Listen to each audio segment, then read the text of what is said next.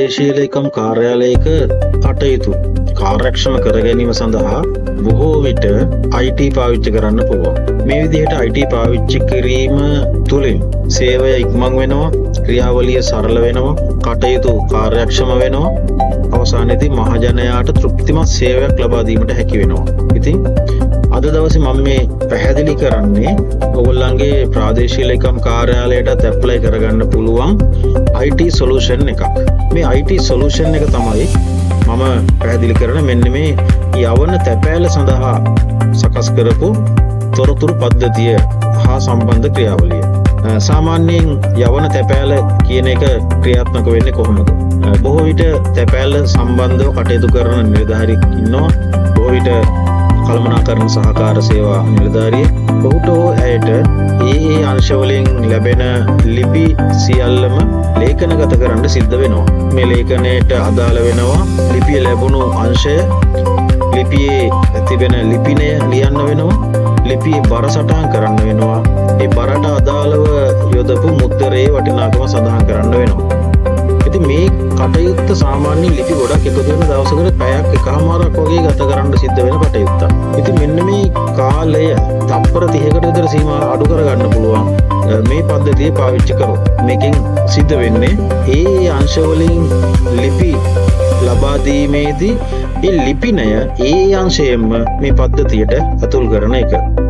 එතකොට ඔහුට හෝ ඇයට ඇතුල් කරන්න වෙන්නේ එක ලිපියක් විතරයි. එක ලිපිනයක් විතරයි ඒ ලිපිය සම්බන්ධව.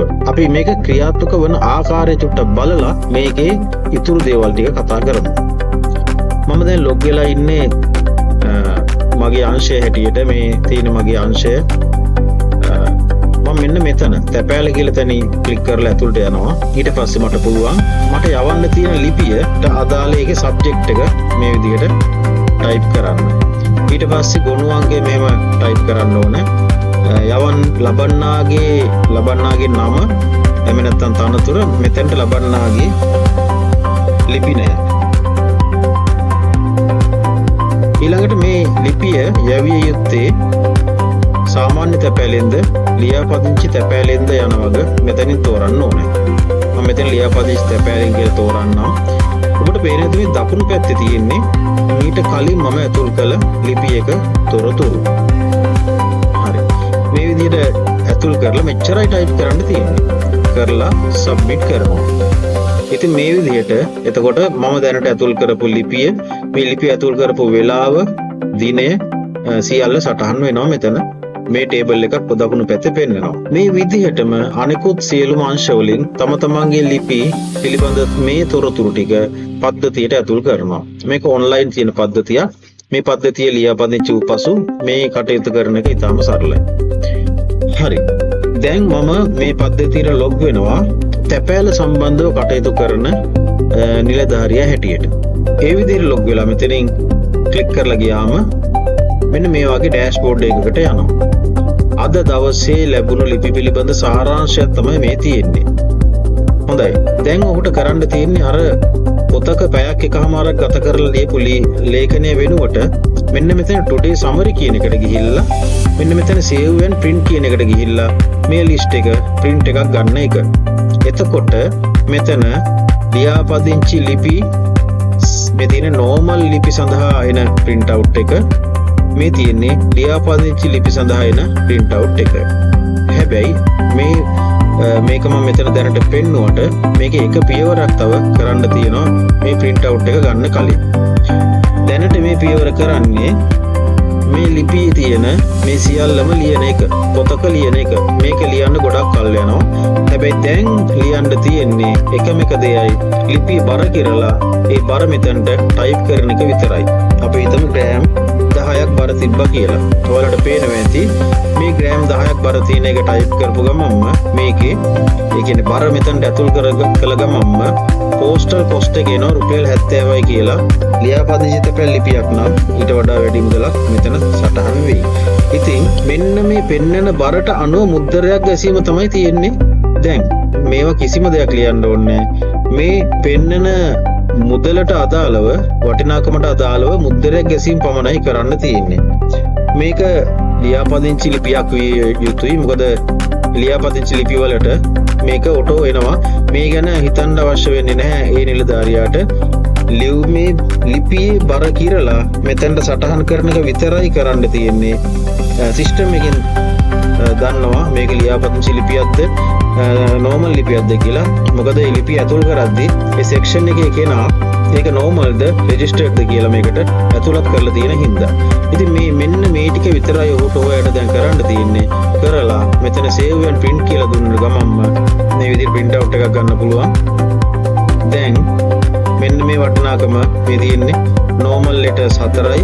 ඒ 4ට ගහපු මුද්‍ර වල වටිනාකම සම්පූර්ණ වටිනාකම 280යි. ඒ වගේම මෙතන registered letters තියෙනවා 3ක්. ඒ 3ටම ගහපු මුද්‍ර වලට වටිනාකම මේ තියෙන 130 ගානේ 3ක් 390යි. ඉතින් මේක ඉතාමත්ම සාර්ථකයි. මොකද මේ කලින් ලිපි බලන්නත් පුළුවන්. දැන් කෙනෙක් කිව්වොත් එහෙම මේ ලිපියේ මම යවලා තියෙන අහවල් දිනේ කියලා කලින් ලිපි previous letters history එක බලා ගන්න පුළුවන් මේකේ.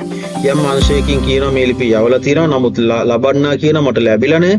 එතකොට අපිට මේ සිස්ටම් එක තුලින් බලා ගන්න පුළුවන් මේ ලිපිය සිස්ටම් එකේ තියෙනවා නම් මේ දිනේදී අපි ඒක යවලා තියෙන්නේ කියලා. ඒක අපිට ෆිල්ටර් කරලා බලා ගන්නත් පුළුවන් ඕනනම් මේ විදිහට. normal letters ටික ඕනනම් search කරලා බලන්න පුළුවන්. registered letter එකක් නම් මේ විදිහට search කරලා බලන්න පුළුවන්. කවදාද මේ ලිපි යවපු දිනේ මේ ලිපි යවපු දිනේ අනුව ෆිල්ටර් කරගන්න පුළුවන්. ඉතින් මේ සියල්ලගෙම අංග සම්පූර්ණ වෙච්ච සිස්ටම් එකක් මේක. දැන් ආපහු මම ලොග් අවුට් වෙලා සෙක්ෂන් එකක තොරතුරු ඇතුල් කළ නිලධාරියෙක් හැටියට නැවත ලොග් වෙන්නම්. ඔබට එතනදී තව දෙයක් තියෙනවා පෙන්වන්න. ඒකත් අපි බලමු. ලොග් අවුට් වෙලා නැවත මම මගේ සෙක්ෂන් එකේ හැටියට මම ලොග් වෙනවා. ඊට පස්සේ අපි බලමු නැවතත් මේ තැපෑල කියන එකට ගිහිල්ලා දැන් මම ලිපි දෙකක් ඉදිරිපත් කළා. ඒ ලිපි දෙක සම්බන්ධව දැන් මේ ෆෝම් එකට ගියාට පස්සේ අපිට බලා ගන්න පුළුවන් මෙතන මේ ලොක් කියලා වැටලා තියෙනවා. ඇයි මේ ලොක් කියලා වැටලා තියෙන්නේ?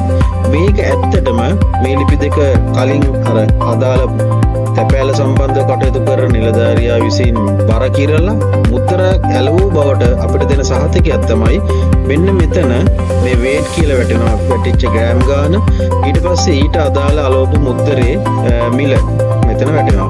ඒත් එක්කම අපිට මේ ලිපිය දැන් මේ සෙක්ෂන් වලින් මේ ඇතුල් කරපු ලිපි මේ සිස්ටම් එකෙන් නැවත ඩිලීට් කරන්න අවස්ථාවක් දෙන්නේ නැහැ. ඉතින් ඇත්තට මේක මෙතනින් අපිට දැනගන්න පුළුවන් ලිපිය ඇත්තටම දැන් තැපැල් කන්තෝරුව වෙත කාර්යාලයෙන් පිටත් වුණ බවට ලැබෙන සහතිකයක් තමයි මේක.